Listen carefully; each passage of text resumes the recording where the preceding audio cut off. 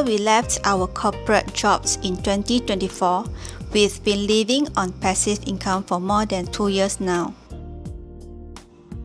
Our passive income mainly comes from dividends generated by our stock investments. Naturally, one of the questions we get asked most often is, which stocks should I buy? To be honest, that's the one question we could never answer.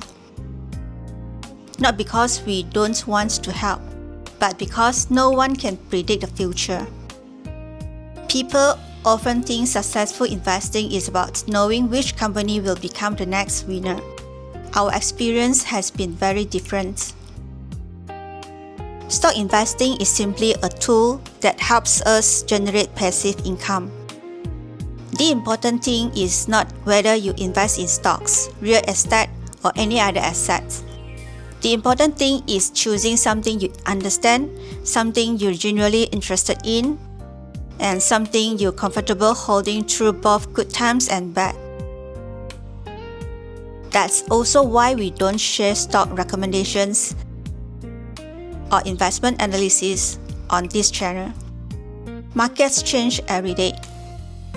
Consumer behavior changes, technology changes, competition changes, government policies changes, the global economy changes. There are simply too many unknowns. Let me share a few examples from our experience. Today, almost everyone agrees that DBS is an excellent company. But when we started buying DBS shares between 2010 and 2012, it wasn't viewed the same way. At that time, investors still had doubts about the bank's future. The new CEO, Piyush Gupta, had just taken over, and nobody knew whether his transformation plans would succeed. We certainly didn't know. Looking back today, DBS' success seems obvious. Its operational transformation, investment in technology, and stronger business performance are now part of its success story. But that's hindsight. Back then, nobody knew how the story would end. Because of those years, most of our DBS shares were accumulated at prices below $16 per share.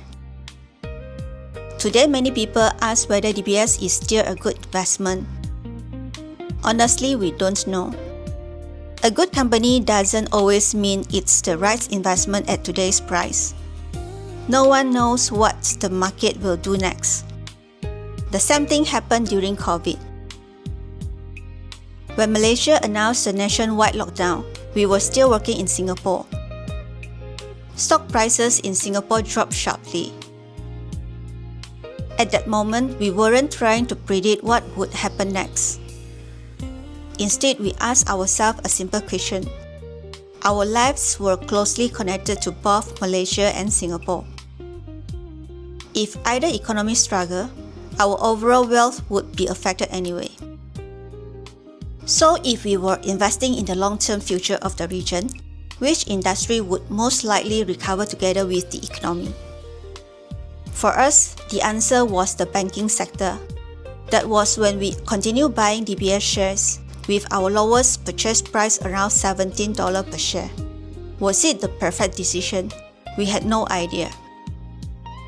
It was simply the best judgment we could make based on the information we had at that time. Every few years, something unexpected happens.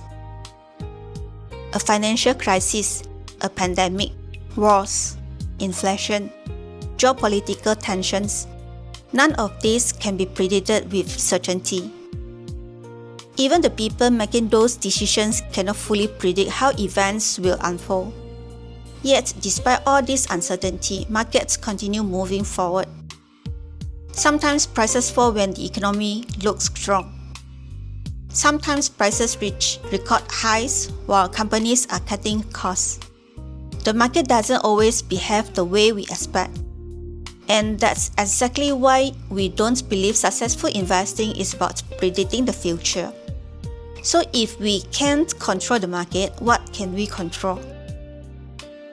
For us, the answer has always been our financial habits. The first habit was tracking every expense. We recorded our daily spending because we wanted to understand how much money we truly needed each year. Once we knew our annual core expenses, we could calculate how much passive income would be required for FIRE. It also helped us plan things like our annual travel budget without worrying whether we were overspending. The second habit was reviewing our finances regularly. Every month we updated our income, passive income, expenses, investment transactions, and any special items that affected our finances. At the end of every year, we review our overall financial performance and compare it with previous years. These weren't exciting activities, but they kept us accountable and helped us make better decisions over time.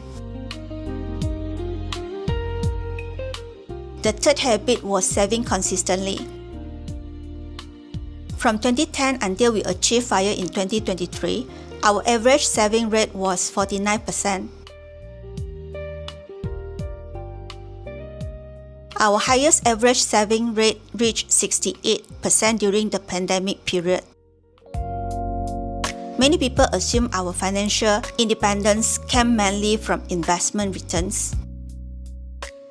The truth is, most of our capital was built through consistent saving.